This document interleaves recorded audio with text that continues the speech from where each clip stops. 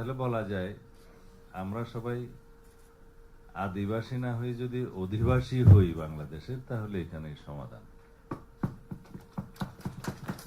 এবং জুলাই চার্টারের কথা বলেছেন আমার কয়েকজন ভাই, সার্জিস আলম এবং আরো অনেকে, এবং বলেছেন গণরায়ের প্রেক্ষিতে। এখানে গণরায় আসার প্রয়োজন নেই। আমরা জুলাই চার্টারের রাজনৈতিক সমঝোতার দলিল হিসেবে সবাই স্বাক্ষর করেছি। কেউ কেউ ইলেকশনের পরে স্বাক্ষর করেছে, কেউ আগে স্বাক্ষর করেছে। কিন্তু স্বাক্ষরিত দল হিসাবে সেখানে যে দফাগুলোতে আমরা একমত হয়েছি উইদাউট নোট অফ ডিসেন্ট, তার মধ্যে এটা একটা, যে আমরা বাংলাদেশের ভূখণ্ডের ভিতরে বসবাসকারী সকল নাগরিকের পরিচয় হবে বাংলাদেশী, এবং সেটা 5th অ্যামেন্ডমেন্টের ভাষা। সেটা আমরা আবার এখানে আগামী 18th অ্যামেন্ডমেন্টে নিয়ে আসবো। সেটা আমাদের সমঝোতা এবং সেটা কমিটমেন্ট। এটা তো সাংবিধানিক সমাধান, ঠিক আছে, কিন্তু আসলে যে বিভেদগুলো সৃষ্টি হয়েছে সেই বিভেদগুলোর সৃষ্টির পিছনে কিছু ভিনদেশী উস্কানি এক সময় ছিল। এই সমস্যা শুধু একজনের ভাষণের প্রেক্ষিতে হয় নাই, এবং এখনো সেই অঞ্চলে যে বিভিন্ন ষড়যন্ত্র চালু নেই সেটা কেউ হলফ করে বলতে পারবে না। এবং সেই সীমানা আমাদের পূর্ব দিকে, বাংলাদেশের ভূখণ্ডের পূর্ব দিকেও আরো সম্প্রসারিত হয়েছে। সেটা বিভিন্ন আন্তর্জাতিক মহল তাদের বিভিন্ন স্বার্থে তারা সেই পরিকল্পনাগুলো করছে। কিন্তু আমাদের কি করণীয়? আমাদের করণীয় হচ্ছে আমরা বাংলাদেশি হিসাবে ইউনাইটেড থেকে আমাদের বক্তব্যগুলো দিয়ে যাওয়া। সেই জায়গায় আমরা যেটা ন্যাশন স্টেটের ধারণা, সেই ন্যাশন স্টেটের ধারণা থেকে আমরা কথা বলতে পারি।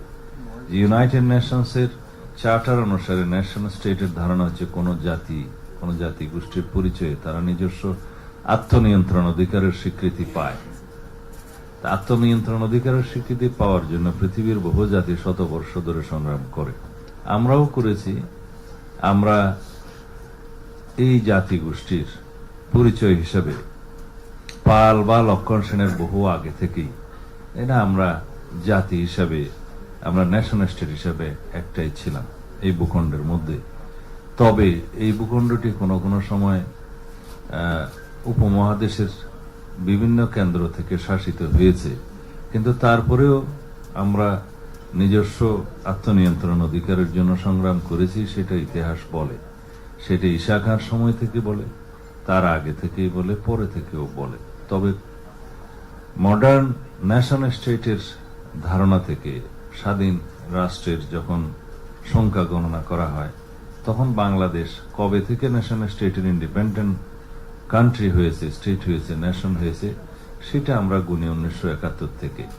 কিন্তু তার আগেও আমাদের জাতিসত্তা ছিল, এবং এখন এই জাতিসত্তার মধ্যে, এই ভূখণ্ডের মধ্যে, এই টেরিটরির মধ্যে ন্যাশন স্টেট হিসেবে, নাগরিকত্ব হিসেবে যখন আমরা সবাই বাংলাদেশি, তার মধ্যে আমাদের তো কারো কারো বিভিন্ন ধর্ম, বিভিন্ন রকম, এখানে বিভিন্ন ধর্ম, বর্ণ, বিভিন্ন সংস্কৃতি, বিভিন্ন ভাষাভাষীর লোক থাকবে, সেটা আছে। আমাদের পার্শ্ববর্তী দেশে কম বেশি 36টার মতো ভাষা ব্যবহৃত হয়, এবং আঞ্চলিক ভাষা হিসেবে বিভিন্ন স্টেটের সবগুলো মিলে প্রায় 1,500 ভাষা আছে। কিন্তু তারা তো 1,500 জাতীয় না, 36টা জাতীয় না। তাদের মধ্যেও এই আদিবাসীর ঘোষণার জন্য কোনো কোনো দাবি হয়তো কোনো কোনো জায়গায় কোনো স্টেটে উঠে থাকে, বাট তারাও সেটা স্বীকৃতি দেয়নি। এখন কথা হচ্ছে আমাদের এই পার্বত্য অঞ্চলে এই দাবি, এবং তাদের সাথে দেশের অন্যান্য অঞ্চলে অন্যান্য উপজাতি বা ক্ষুদ্র নিয়ে গোষ্ঠীর কে সাথে নিয়ে এই দাবিটা উচ্চারণ করার মধ্যে এবং তাদের পিছনে কি কারণ থাকতে পারে, সেই কারণগুলো আমি এখানে আজকে উদ্ঘাটন করতে চাই না। আমাদের সামরিক বাহিনীর সিনিয়র বন্ধুরা যারা এটা রিসার্চ করেছেন তারা বলেছেন।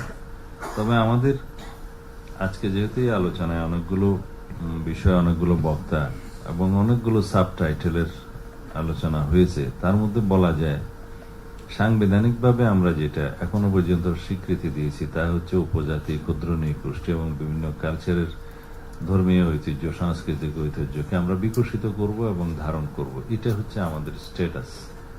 কিন্তু পিছিয়ে পড়া জনগোষ্ঠী হিসেবে আমাদের সমতলের ভূমির চাইতেও নারী, শিশু এবং পিছিয়ে পড়া জনগোষ্ঠীর ক্ষেত্রে কিছু কিছু রাষ্ট্রীয় সুবিধা দিয়ে আছে, সেটাও বিভিন্ন দেশে থেকে থাকে।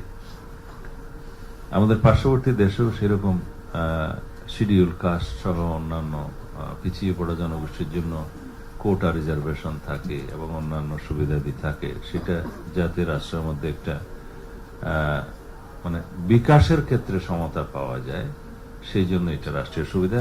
সংবিধান সেই স্বীকৃতি, সেই সুবিধাটা দিয়েছে, সেই হিসাবে তারা সেই সুবিধাটা পায় এবং দেখা যায় কালের বিবর্তনে তারা সেটা পেতে পেতে হয়তো একটা জায়গায় সমতার মধ্যে চলে আসবে।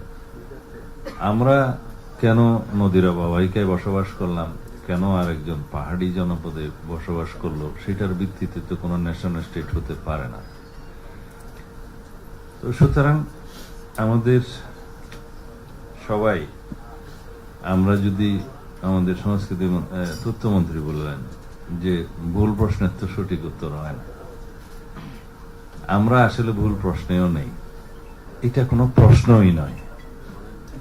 আমরা সবাই বাংলাদেশের অধিবাসী হব, আদিবাসী কেউ হব না। এখানে সব সিটিজেনের সমান রাইট এবং বাংলাদেশের সকল ধর্মীয়, সকল বর্ণের, সকল সংস্কৃতির, সকল ভাষাভাষীর সবাই আমরা বাংলাদেশের সিটিজেন এবং সিটিজেন হিসেবে কনস্টিটিউশনাল রাইট আমাদের সমান। এই পরিচয়ে আমরা থাকি। আজকে আর বিশেষ কোনো আলোচনা করলাম না। ধন্যবাদ আপনাদের সবাই। ধন্যবাদ মাননীয় স্বরাষ্ট্রমন্ত্রী মহোদয়কে এবং ধন্যবাদ মাননীয় তথ্যমন্ত্রী